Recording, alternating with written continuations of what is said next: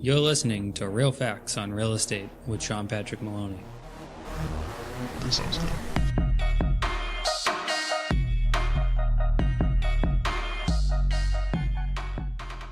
Welcome to Episode 6, Navigating a Home Inspection. I'm your host, Sean Patrick Maloney. Thanks for joining me this week. I look forward to talking to you about home inspections. We're going to talk from the beginning at the offer form all the way through the negotiations and everything that goes on in between. When you're writing an offer as an agent, one of the blocks that's there is home inspection, and this is one block that a lot of agents don't look at as powerful as it is. People are always concerned with the top dollar on the offer, but what they're not thinking about is the home inspection. So there's a couple different options on home inspections. The standard tends to be 10 days from the time that the offer is accepted until the home inspection is done, but there are a lot of other options there. You can have a clause where you say, we will not make a fuss about the home inspection unless it costs a certain amount of money. Sometimes this type of home inspection contingency will help a seller accept an offer because they know you've written down that unless it costs $2,500, you're not going to complain about it. That number is flexible to anything. The typical home inspection clause just says, upon satisfactory results, which satisfactory result is pretty open to interpretation by either party, so I do not suggest these as much. They are the standard. Everyone is writing them that way, but when you're in a multiple offer, you might want to get in, make your contingency based on a certain dollar value, $1,000, $2,500, $5,000, $10,000, $20,000. That's something you and your buyer can talk about together. And if there's somebody that has a lot of cash and that they're really not too concerned, they already knew the house wasn't in the best of conditions, this may be a leverage point to actually offer a higher threshold where you're happy up until $10,000, and that really is going to push all the other people out because the home seller is going to know everyone else is going to make some complaints, whereas you, if you don't find $10,000 worth of problems, are going to move forward. Another thing we can do is waive the home inspection. Well, we can never really suggest this as a real estate agent because it's kind of a conflict of interest for us to tell them to go over the home inspection. One of the things you can do if they feel comfortable with it is allow them to drop the home inspection. Usually when they're doing this, I suggest that during the process of looking at the house before we put in the offer, maybe they meet with a general contractor or somebody else. Maybe they themselves are a general contractor, but meet with somebody that can look at the house a little bit further. And before you put in the offer, think about everything that the house is going to need. I don't always suggest doing this again just because kind of a conflict of interest. You just don't want to say, hey, you should drop the home inspection, but you can say, how we can gain value would be to not have the home inspection, but that has to be completely up to them, and it's only a good idea if you have somebody who has a lot of liquid capital around, because if they're dropping the home inspection and they don't have any money other than the 3.5% that they're putting down in the money for closing costs, they could get themselves in a real jam if they buy something that needs a lot of work. So keep that in mind. But again, the dollars and cents on the offer is not the only place. The home inspection is another place, and you can use those couple different types of clauses. The one where you have the threshold, you could just use one that's satisfactory results, or you could drop it all together. Once you've set that and you put it in the offer, you get the offer accepted, it's time to schedule the home inspection. When scheduling the home inspection, first and foremost, you're going to suggest a few home inspectors. Usually I do 3s of everything that I suggest. That way I can't be blamed for the person they chose, but I give them 3 really good choices. Sometimes, if it's a busy season, you might even need to use 1 or 2 of those choices just to get the appointment that you want. After you're going to schedule it, you need to talk just before you schedule with the seller's agent and find out when is the seller available that it's okay to schedule it, and when is it okay for you to be in their home because you're going to be in their home. After you've scheduled the home inspection, you and the buyer are going to go over to the home and do the inspection. The buyer is not always there. It is nice to have them there, but they don't have to be there. So if they can't get the day off of work, the home inspector is going to write them a really detailed report, and you as the agent can go there. There's a lot of new tools like FaceTime and Skype and other things like that where you can bring them to the home inspection if need be, and they can be there at their job. It's unfortunate, but it does happen. Next question that gets commonly asked is the seller's agent. The seller's agent doesn't necessarily have to be there. Commonly they are because they want to watch, and it's a good idea to have them there because then they can transfer the information back to their sellers, and if there are things wrong, they can let their sellers start sweating about them early because they're going to start telling them, oh, the home inspector found this and that before you even tell them what your expectations are if you're expecting them to fix anything or not. But you, the buyer, and the buyer's agent have the right to deny them to come to the home inspection. They may have to be at the house to be present because the seller says they really need somebody to be there, but they don't have to be there with you during the home inspection. Remember, if you're a seller's agent and you're at a home inspection, never, never, never have an answer for what's going to get fixed for your sellers. Even if you think it's something simple as a little bit of glue and that they'll do it, do not answer them. You can't answer for them. You have to wait, because if you answer for them and they say no to what you said, chances are you're going to be on the line to pay for it and to get it done. So don't go into that. And also, as the buyer's agent or the seller's agent, remove all emotion. Allow it to be factual. There is going to be things wrong with every house you look at. No matter where you go, there are issues. Brand new, really old, doesn't matter. But what we need to find out is how the buyer feels about them. We don't need to say, oh, that's no big deal. Oh, geez, that's a big deal. We want them to let us know how they feel about it. So when we go to the home inspection, we're going to sit there, and we're going to spend time with them, and we're going to go around with the inspector. During the inspection process, I see a lot of agents take out their cell phones and do other things. That's completely inappropriate. You're on your buyer's time right now. You're paying attention for your buyer.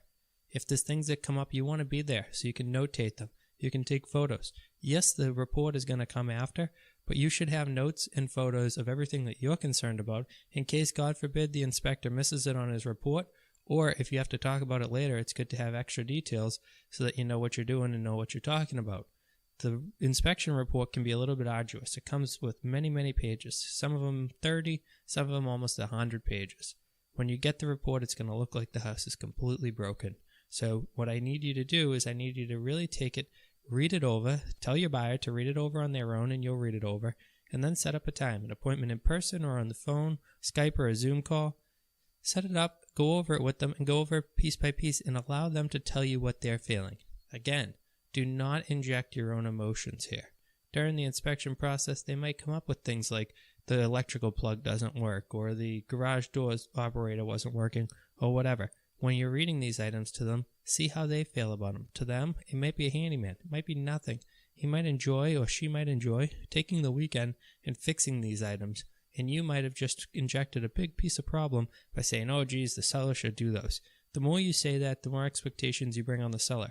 And when the seller says no to them, the more the seller looks like a bad person, because you already said, that should be no problem. It's not a big deal. So you always want to avoid those words during home inspection. Saying it's not a big problem, it's not a big deal, or any of those things is just bound to get you into trouble. Some of the most common things that come up during home inspections are some of the least important things. But things that come up during the home inspection that can be a big deal would be structural issues, roofing issues, water issues, or other major issues. Sometimes we have these and we have to deal with them. We have to get on the phone with the seller's agent, and it's time to talk money. This can be a tough place, especially if you're in a multiple offer situation and you're far along.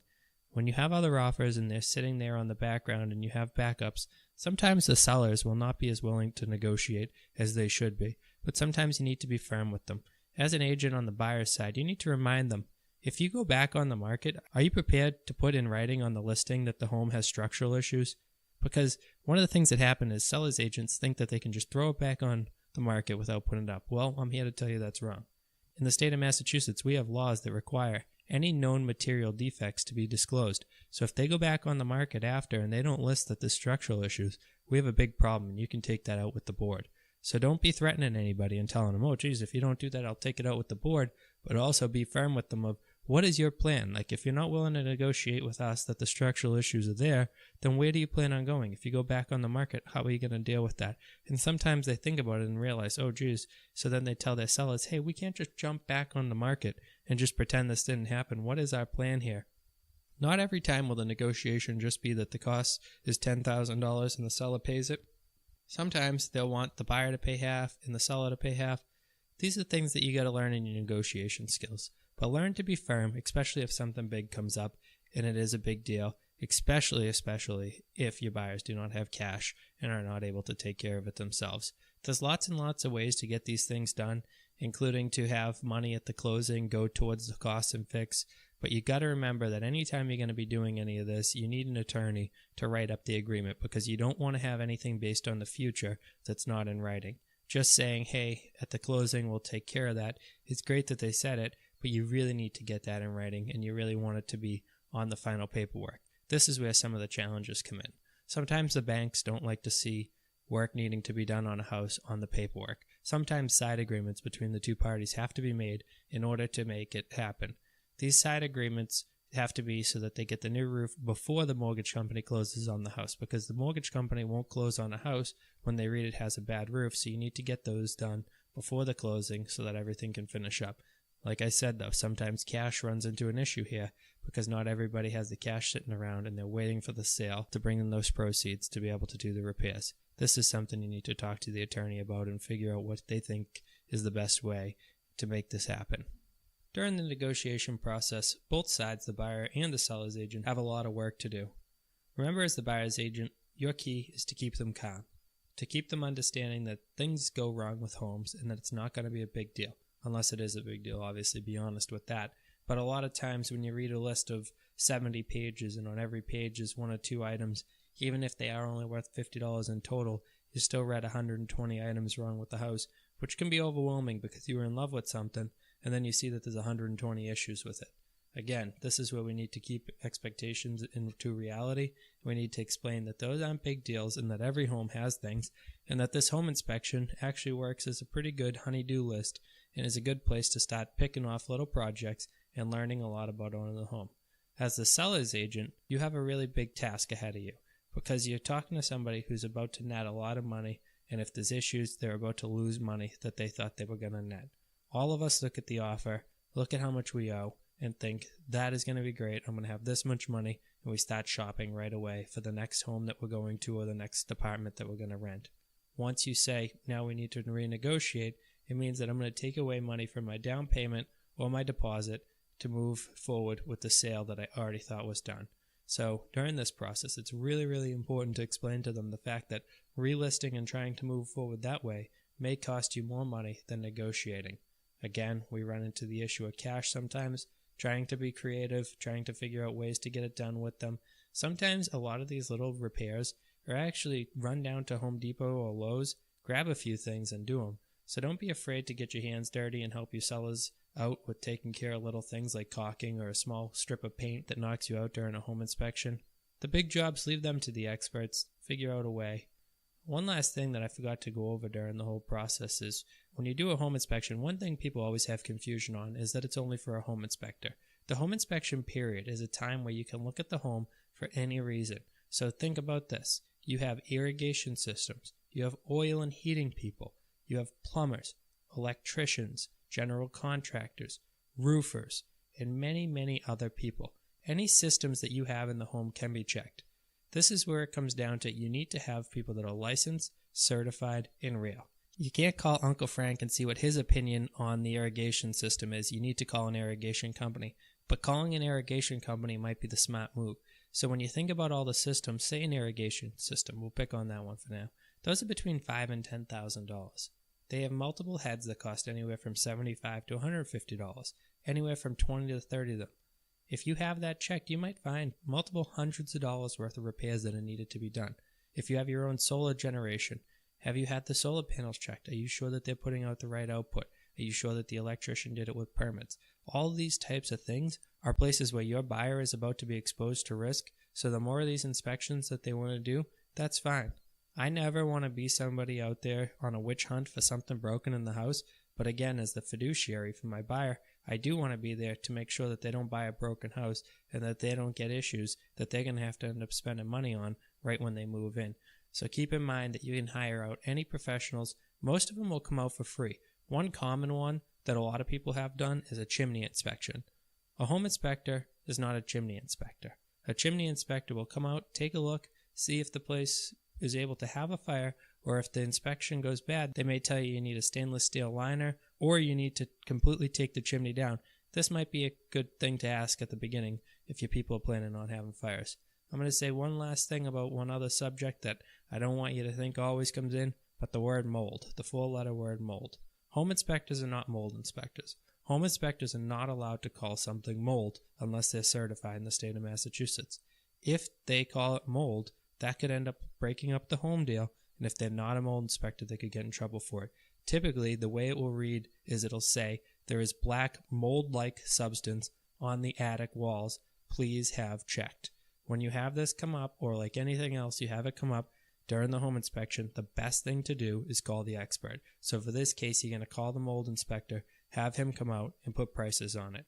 Whenever anything comes up, whether it be mold, structural issues, anything, the best thing to do as the buyer's agent is to work on getting 2 to 3 estimates to find out how much the repairs are going to cost. So if there is need for renegotiation, you have the numbers, because just saying that the roof is gone and you want $7,000 does not come out right, as it would if you got an estimate that said that the home roof costs $7,000 and all you're looking to do is have them pay for it. But when we just throw out a big number like $7,000 and we have no facts to back it up, people wonder where we would have come up with it. So always remember, you want to bring in the professional that can give you the pricing.